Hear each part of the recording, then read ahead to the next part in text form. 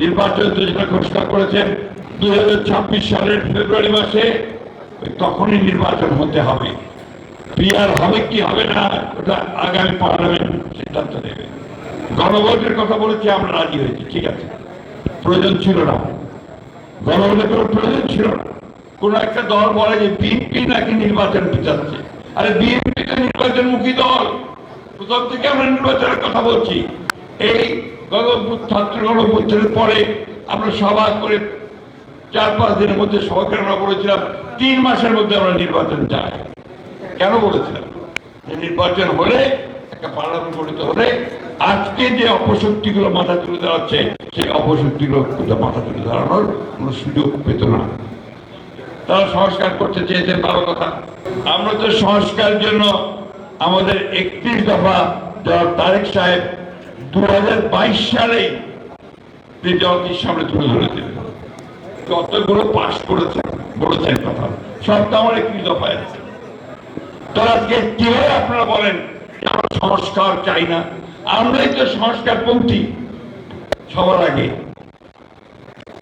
সেই সংস্কার আমরা করতে চাই। কিন্তু আপনারা যেভাবে জনগণকে বিভ্রান্ত করে, জনগণকে বোকা বানিয়ে এই সংস্কার করতে চান, সেটা অবশ্যই আমাদেরকে জনগণের সামনে তুলে ধরতে হবে। এই যে সনদ আমরা পাশ করেছি, আপনার মনে আছে, পার্লামেন্টের সামনে বৃষ্টি হচ্ছিল, ছাতা ধরে পাশ করেছি, সই করেছি না? ওইখানে আমরা যে বিষয়গুলো সই করেছি, সেখানে আমরা বলা হয়েছিল যে সব রাজনৈতিক দল যেগুলোতে একমত সেগুলো সব সই হয়ে গেল। এমনকি যে সমস্ত বিষয়গুলোতে রাজনৈতিক দলগুলো একমত হবে না, তারা আপত্তি দেবে, সেটাকে বলে নোট অফ ডিসেন্ট। সেই নোট অফ ডিসেন্ট লিপিবদ্ধ করা হবে এবং সেটা এখানে লেখা হবে, সঙ্গে লেখা হবে, লেখা হয়েছে, এটাতে আমরা সই করেছি। আর এখন ওনারা যেটা প্রস্তাব উত্থাপন করলেন প্রধান উপদেষ্টার কাছে, সেখানে ওই নোট অফ ডিসেন্টের কোনো কথাই নাই। আমাদের এই কথাগুলো বেমালুম অনুবেচিত হয়েছে, তারা আবার নতুন করে কিছু কিছু ওখানে নিয়ে এসছে। এটা অন্যায়, এটা জনগণের সঙ্গে এটা একটা নিঃসন্দেহে প্রতারণামূলক কাজ। আমরা যেটা সই করেছি সেটা অবশ্যই আমরা সেটার দায় দায়িত্ব গ্রহণ করব, কিন্তু যেটা আমরা সই করিনি সেটা দায় দায়িত্ব আমরা গ্রহণ করব না। নির্বাচন যেটা ঘোষণা করেছেন 2026 সালের ফেব্রুয়ারি মাসে, তখনই নির্বাচন হতে হবে। পিআর হবে কি হবে না ওটা আগামী পার্লামেন্ট সিদ্ধান্ত নেবে।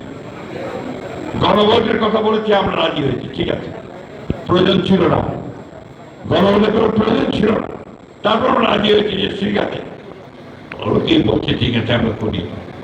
আমরা বলেছি যে নির্বাচনের দিনই গণভোট করতে হবে, কারণ আমরা আরো গণভোট করতে হবে, আরো খরচ বেড়ে যাবে, প্রায় 1000 কোটি টাকার উপরে সেই খরচ হবে।